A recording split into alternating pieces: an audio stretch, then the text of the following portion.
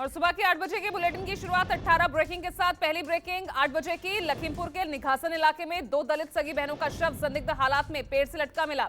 मृतक लड़कियों की मां का आरोप है कि 3 युवक बाइक से आए और उनकी बेटियों को जबरदस्ती उठाकर ले गए। उन्हीं लोगों ने उसकी बेटियों को मारकर पेड़ से लटका दिया। बताया जा रहा है कि दोनों लड़कियों के शव एक ही दुपट्टे से लटके हुए थे। पुलिस ने इस मामले में 4 लोगों को हिरासत में लिया है। दूसरी ब्रेकिंग इसी मामले से जुड़ी हुई। लखीमपुर में 2 दलित सगी बहनों का शव संदिग्ध हालात में पेड़ से लटका मिलने की सूचना जब पुलिस को मिली, ग्रामीणों के बीच भारी गुस्से का सामना पुलिस को करना पड़ा। इस बीच पुलिस ने शवों को कब्जे में लेकर पोस्टमार्टम के लिए भेज दिया। परिजनों ने बिना पंचनामा और सहमति के उनका पोस्टमार्टम किए जाने को लेकर हंगामा किया। घटना से गुस्साए ग्रामीणों ने घटनास्थल पर जा रहे एसपी संजीव सुमन को भी घेर लिया। तीसरी ब्रेकिंग यूपी के लखीमपुर खीरी जिले में दलित बहनों के हत्याकांड पर अखिलेश यादव ने कहा है कि लखीमपुर में किसानों के बाद अब दलितों की हत्या हाथरस की बेटी हत्याकांड की जघन्य पुनरावृत्ति है। उधर प्रियंका गांधी ने ट्वीट करते हुए लिखा है कि रोज अखबारों और टीवी में झूठे विज्ञापन देने से कानून व्यवस्था अच्छी नहीं हो जाती। आखिर उत्तर प्रदेश में महिलाओं के खिलाफ जघन्य अपराध क्यों बढ़ते जा रहे हैं और कब जागेगी सरकार? रुक करते हैं अगली ब्रेकिंग का। बेगूसराय में फायरिंग की घटना को लेकर नीतीश सरकार ने बड़ा एक्शन लिया है। घटना के वक्त पेट्रोलिंग में तैनात 7 पुलिसकर्मियों को सस्पेंड कर दिया गया है। वहीं पुलिस पर आरोपियों को जल्द पकड़ने की चुनौती है। इस मामले में पुलिस ने सीसीटीवी से 2 आरोपियों की तस्वीरें जारी की है और ऐलान किया कि जो भी इन संदिग्धों के बारे में सही जानकारी देगा उसे 50,000 रुपए का इनाम दिया जाएगा। 5वीं ब्रेकिंग 8 बजे की। बेगूसराय में गोलीकांड के बाद केंद्रीय मंत्री और बेगूसराय से सांसद गिरिराज सिंह ने गोलीबारी में मृत चंदन कुमार को कंधा दिया और मृतक के परिजनों को 1 करोड़ का मुआवजा देने की मांग की है। इसके साथ ही गोलीकांड में घायलों से मिलने गिरिराज सिंह और शाहनवाज हुसैन अस्पताल पहुंचे और सभी का हालचाल जाना। इस गोलीकांड में 10 लोग घायल हुए हैं और एक व्यक्ति की मौत हो गई है। अगली ब्रेकिंग का रुख करते हैं। प्रधानमंत्री नरेंद्र मोदी आज समरकंद के लिए रवाना होंगे और उज्बेकिस्तान में एससीओ समिट में भाग लेंगे। वहीं एससीओ की बैठक में हिस्सा लेने के लिए ईरान के राष्ट्रपति इब्राहिम समरकंद पहुंच चुके हैं। चीनी राष्ट्रपति जिनपिंग एससीओ समिट में हिस्सा लेने के लिए कजाकिस्तान से समरकंद पहुंचेंगे। 7वीं ब्रेकिंग। सरकार के साथ संघर्ष विराम समझौते के तहत असम के 5 विद्रोही संगठन संघर्ष विराम करेंगे। आज गृह मंत्री 5 आदिवासी उग्रवादी समूहों के साथ त्रिपक्षीय समझौतों पर हस्ताक्षर कर सकते हैं। 5 विद्रोही संगठनों में all Adivasi national liberation army, Assam के Adivasi cobra militants, Birsa commando force, Santhal tiger force और आदिवासी पीपल्स आर्मी है। रुक करते हैं अगली ब्रेकिंग का। ओवैसी 2 दिन के राजस्थान दौरे पर हैं। एआईएमआईएम राजस्थान में 40 सीटों पर चुनाव लड़ने की तैयारी में है। ओवैसी आज नागौर के लांडनू में जनसभा करेंगे। वहीं राज्य में एआईएमआईएम को मजबूत करने के लिए असदुद्दीन ओवैसी प्रदेश के 5 जिलों का दौरा करेंगे और राज्य में पहली बार ओवैसी 4 जनसभाओं को भी संबोधित करेंगे।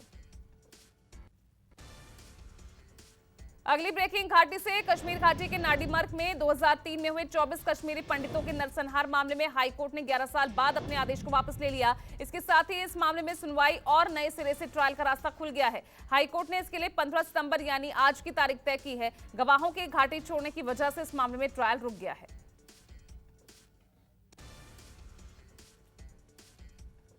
और रुक करते हैं अगली ब्रेकिंग का। Bollywood actress and dancer Nora Fatehi से दिल्ली पुलिस आज पूछताछ करेगी। नोरा फतेही को मनी लॉन्ड्रिंग मामले में सुबह 11 बजे दिल्ली पुलिस के आर्थिक अपराध शाखा के ऑफिस बुलाया गया है। इस मामले में नोरा से पहले भी पूछताछ की जा चुकी है। दरअसल इस मामले में पूछताछ के लिए पिंकी रानी दिल्ली में है और पुलिस नोरा और पिंकी से पूछताछ करेगी। और अगली ब्रेकिंग 8 बजे की। ज्ञानवापी परिसर में मिले शिवलिंग दर्शन पूजन की मांग पर आज कोर्ट में सुनवाई होगी। याचिका की तरफ से दायर प्रार्थना पत्र में कहा गया है कि श्रृंगार गौरी प्रकरण में सिविल जज के आदेश पर कोर्ट कमीशन की कार्यवाही में मिले शिवलिंग आकृति का विधिवत राजभोग, पूजन और आरती जिला प्रशासन की ओर से विधिवत करनी चाहिए थी, लेकिन अभी तक प्रशासन ने ऐसा नहीं किया।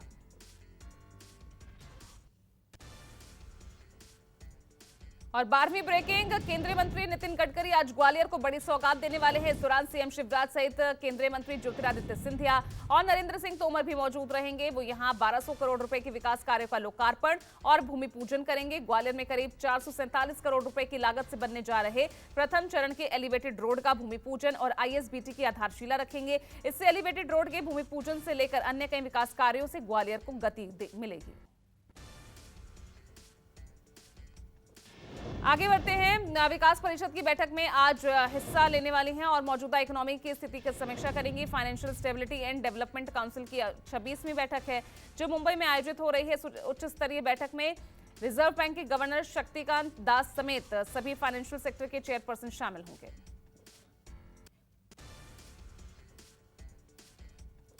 रुक करते हैं अगली ब्रेकिंग का। यूक्रेन जंग के दौरान यहां मेडिकल की पढ़ाई कर रहे भारतीय छात्रों को स्वदेश लौटना पड़ा।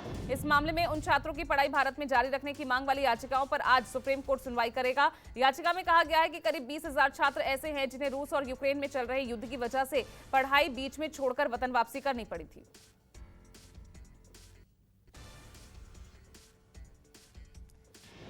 और अगली ब्रेकिंग, कांग्रेस से जुड़ी हुई छत्तीसगढ़ के सीएम भूपेश बघेल आज केरल में कांग्रेस की भारत जोड़ो यात्रा में शामिल होंगे। भूपेश बघेल त्रिवेंद्रम और कोवलम में भारत जोड़ो यात्रा में शामिल होंगे।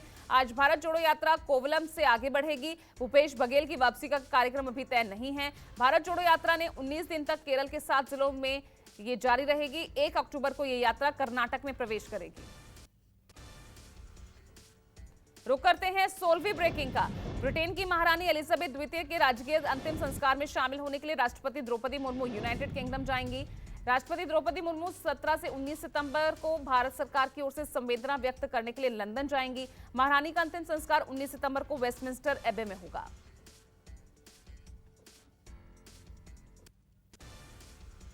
और अगली ब्रेकिंग बिहार से, जहां हाजीपुर में बच्चा चोर समझकर ग्रामीणों ने एक शख्स की जमकर पिटाई कर दी। शख्स खुद को बचाने के लिए चीखने लगा। वो चोर नहीं, गैंगरेप का आरोपी है। इस पर सूचना पर पहुंची पुलिस ने उसे धर दबोचा। गैंगरेप के आरोपी ने कुछ दिन पहले ही जंदाहा थाना क्षेत्र में एक 13 साल की नाबालिग छात्रा के साथ गैंगरेप की घटना को अंजाम दिया था।